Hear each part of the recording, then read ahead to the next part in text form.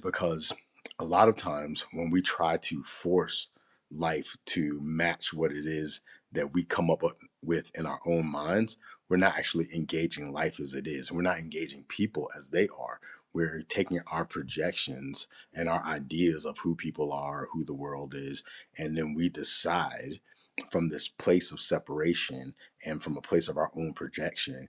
And then we try to force or conform the world to align with that, and we might be successful at that.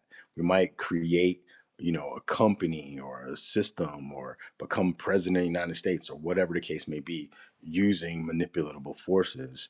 But at the end of the day, it's not true because it's not based and grounded in oneness. It's not based and grounded in love. It's not based and grounded in abundance for all beings. It's not based and grounded in the awareness that we are not separate from one another, that Martin Luther King Jr., well, I should say Jesus first, or many other beings who came to know themselves as individualized expressions of the life force itself, to align themselves, to surrender with that knowing, and to gift the world of their being through that awareness. Many, many people have done that, and they've always been true when they've done that. And yes, many times when people try to live from that place, we murder them. We murder them because many of us want to live from this place of separation, this illusion of separation. But even when we think we're murdering them, we're just murdering their body because we cannot eliminate the truth that they really are. And I, to the best that I can, want to touch that. I want to taste that. I want to live that. I want to be that. I want to see that. I want to be an invitation to that in all that I do because I've already had enough experiences of this world of the contrary. I've already tasted this illusion of death and gotten close enough in my own mind of being eliminated from the world that I can see that being in the world in such a way as that everything I do is from a fear of the inevitable, meaning the fear of death, is pointless. If you do things from the fear of death, nothing you do is of value ultimately, because it's all like you're being chased into whatever it is you're doing, or you're being going after a carrot, whatever you call, like a carrot on a stick, and being drugged around. All those things are empty ultimately, and the things that you do from truth and the only things you do from love are of value in the world. And that's actually tangentially, I'll say that that's what I think we're recognizing in the work of Michael Jackson coming back into the world. And I'm not going to make this too much about him, but what he symbolizes, I will say that I think the reason why there's a reemergence to the degree that it is right now is because everything he tried to put out in the world, it vibrated with the frequency of truth. It vibrated with the frequency of love. And so anytime someone's trying to go toward truth, anytime someone's trying to go toward love, they're going to be attracted to what he has created. Whereas the things that are being created from a places of fear and desperation and manufactured lack and all those things will all dissolve. They will all fade away. And so when you surrender your life to love and to oneness and to grace and to hope and to faith and to all of those things, everything you do will have the fingerprint of eternity on it. And so at some point in time, when people value those things, they won't help but be able to come in contact with whatever you create, whatever you put out into the world, if it comes from that place, and they will resonate with it, and it will keep vibrating at that frequency. It will keep going and going and going. Whereas if you're doing something from the opposite, it becomes infamous and people want to distance themselves from it. Like in the future, there's going to come a time where people are going to distance themselves from, like, Trump and all of those people who are weak-minded liars who only live from fear and hate their lives so much that they want to destroy other people's lives. No one wants to be that way. They don't even want to be that way. And many of them are just waiting for something to take them out or to destroy their life because they already hate themselves. Those kinds of people, eventually, if you hate yourself too, you'll be attracted to that because you think there's safety in numbers. But for those of you who come from the place of oneness, it doesn't matter if it's the world versus you.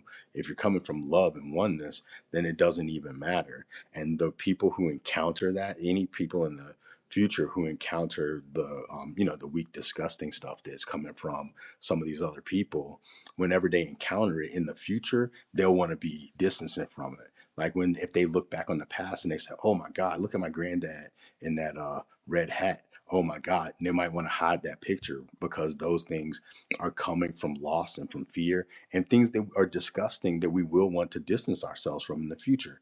And the things that come from love and oneness and abundance, those things that when people encounter them in the future, they will be attracted to them. Hi, Mr. T. Just like people are attracted to Michael Jackson right now, is because, as I said, the things that vibrate at that frequency of love and connection and oneness, all of us aspire to that when we're not living from fear. When we get to a place of safety and reflection and meditation, and we are able to look and say, hey, what was I surrendering to? Because truth is, you're going to surrender to something in this life. Whether you surrender to it consciously or not is a different thing. But if you surrender to fear, you're going to do what fear guides you to do. If you're going to surrender to trying to acquire material things, then you're going to do what that calls you to do.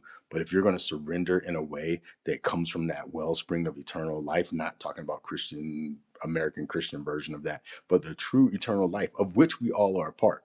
We all are connected to the infinite source of life, but then there's some of us who disconnect ourselves from it because we want to be separate.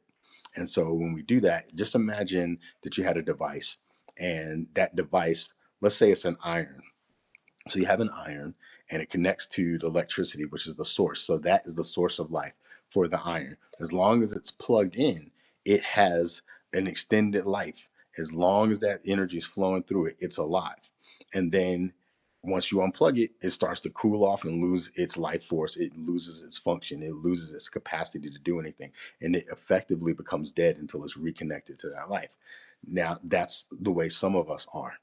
Then there's some things that have a battery and you can connect it, and it's using the energy from that source, but it also has a capacity to hold that energy so that when it's disconnected from the source, it still functions the same as if it were connected to the source up to a point.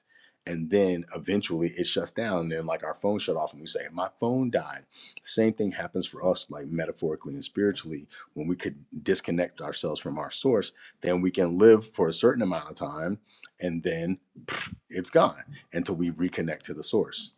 And then there's some things that the more capacity you build, the longer it lasts. Sometimes you can connect to another source that allows you to be, portable. And all these are analogies, right?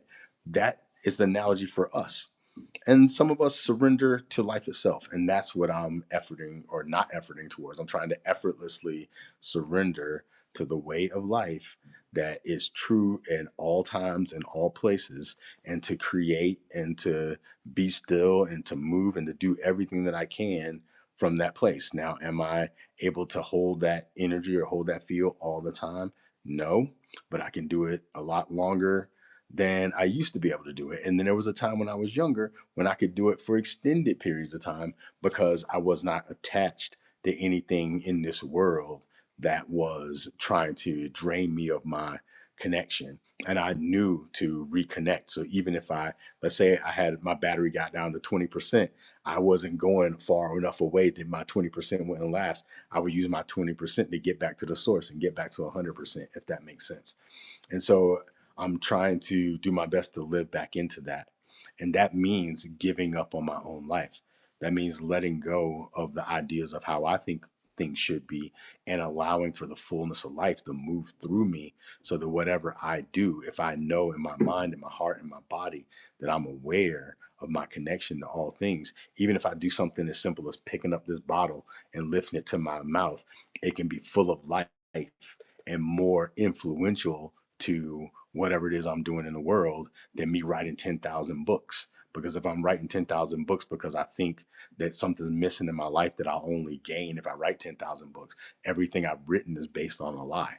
But if I can drink this cup of water with the awareness that I'm connected to all that is, then everything that I've done is full of life and connected to the infinite value and the infinite worth that all of us have access to. And so my journey at this point is trying to remind myself of that constantly. Like last week, last Sunday, I led a talk at a spiritual center where I'm serving right now. And I started off by having everybody say, first I said to them, you are loved, you are lovable, and you are loving. And then I had them say to themselves, I am loved, I am lovable, and I am loving. Because if they remember that about themselves and then they take action in the world connected to that awareness, then everything they do is about love and about life and about connection and oneness. But if they're thinking, hey, something's wrong with me, something's missing from me, I'm not lovable, I gotta earn it, I don't know what to do, I'm not good at loving, then everything they do from there is just perpetuating an illusion.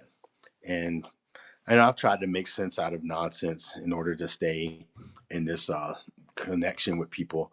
But I realized that even those connections are based off false premises. And I'd rather let go of everyone and everything based off of false connections and then have one connection that's based off of truth. Like right now, Mr. T, I'm just using you as an example because you're here. So right now, you are the most important person in my universe because you're the person that's in front of me right now to a degree through this technology that I know is here. And there's no one else that I'm engaged with right now except for you. And so you are my deepest connection because I am presently connected to this love and this awareness of my connection to everything and everyone in all of life. And then here you are with me at that moment. So then just as I'm connected to all of life, I'm also connected to you or whoever else I encounter. That's the way that I'm trying to live. And the only way that I can do that is to let go of any notions of what I want my life to be, but to be a witness to what my life is becoming through my connection to this awareness as much as possible. And like even today, I've been moving through life like pretty slowly because I've prioritized staying in connection to that awareness. And if something starts to pull me from that awareness, I just don't do it. And so right now, the thing that this awareness is calling me to do is to be on this video call or this live stream with you, and then eventually whoever else might see it.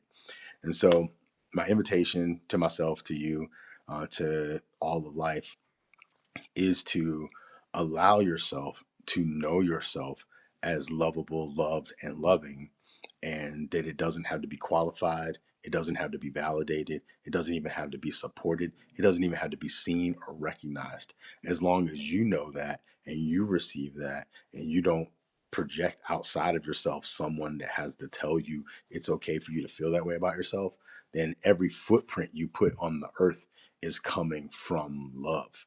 Everything you do, doesn't matter what it is, if you're connected to that awareness, then that's what you're putting into the world. And we need more people to do that. And maybe we don't need it, but it would be fun, it would be better, it would be cool. And that's what I'm leaning into. And so when I say I'm giving up my life, and when I talk about success, surrender, and soul survival, it's not about surviving in the sense of fear of loss and like trying to live longer or anything like that. It's about that when your soul is emerging from this place of surrender, then you successfully live fully. And in the realm of being fully alive, survival isn't even an issue because the reality of who you are when your life is connected to all that is, you cannot die. The reality of you who cannot die because life cannot die. And so if you are connected to that source and you're connected to that awareness, then death has no part in you. And that's what I want to offer today. And hopefully, I'm working on this piece that I feel committed to. Actually, I wrote this piece a while back about Malcolm X called American Avatar. And I would love to help people see that um, every place in the world is here for our spiritual awareness. And even the things that we're experiencing in this country are for our spiritual kind of import, is for us to gain spiritual awareness and knowledge through. And so one of the people that I've identified as what I would call an American avatar is Malcolm X. And I am working on one right now about Michael Joseph Jackson, that he also was an American avatar. And I'll explain that. And then I'm going to be working on a third one about Donald Trump, who is also an American avatar. And I'll say why in that as well. But hopefully, I'll get to complete those in a way that I feel fully articulates what it is that I'm trying to put out. Until then, I'll do some videos and stuff. And then once I'm finished with this, I really would like to get into doing some kind of courses and things like that and some other engagements with people who want to embody the truth that they know is true, people who want to prioritize living from a place of consciousness and awareness, just because it'd be fun to do, really. It's not about, I mean, it doesn't matter what it's not about. What it is about is just trying to live that, because there's a lot of hypocrites in the world, like way too many. And every day I look outside and I see, another hypocrite, another liar, another person that's full of shit, and they all say it like in the name of Jesus or whatever lies they tell. And I think that they don't know how to do better and can't do better and won't do better, because there's not enough of us even holding a standard for them to know what better is, for themselves and for others. And those of us who could do better, half the time we don't do shit because we're scared that somebody's going to think something about us. And so I don't want to participate in that anymore. So this is why I am choosing to just live from this oneness, allow my life to be changed and transformed, and like deeply allow it, so that I have no plans for my future. Like I really, at this point, I choose not to have any plans for my future. If somebody said, "What's your plans?" I have none. I have no plan except for to surrender my life to the truth that I know is true, to live from it as much as I possibly can, and find out what happens and live the mystery. So that might be weird for some people, might be awkward, might even seem irresponsible, but damn it, that's what I feel like doing. And so if anybody is interested in living like that too, hey man, let's hang out in some form or fashion. Let's create together. Let's live from possibilities, because the truth is there's infinite possibilities in so many ways that things can go right. But they aren't going to do that if we all keep doing what we know doesn't work. And I'm committed to no longer doing what I know doesn't work, and living from a place of possibility. So that being said, thank you, Mr. T, for being here. And whoever else comes across this video, I hope it serves you. And if there's something that you think I could talk about that, does serve you, feel free to ask. I read a lot, think a lot, meditate a lot, pray a lot, wonder a lot. And when things come to my attention, I usually try to give them that same kind of focus of seeing it as something has come into my life for a purpose for me to learn from and to grow from and to lean into.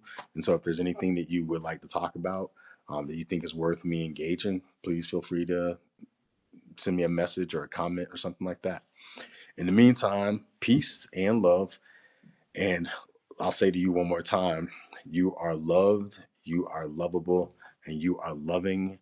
And don't let any stupid fool tell you otherwise. Peace.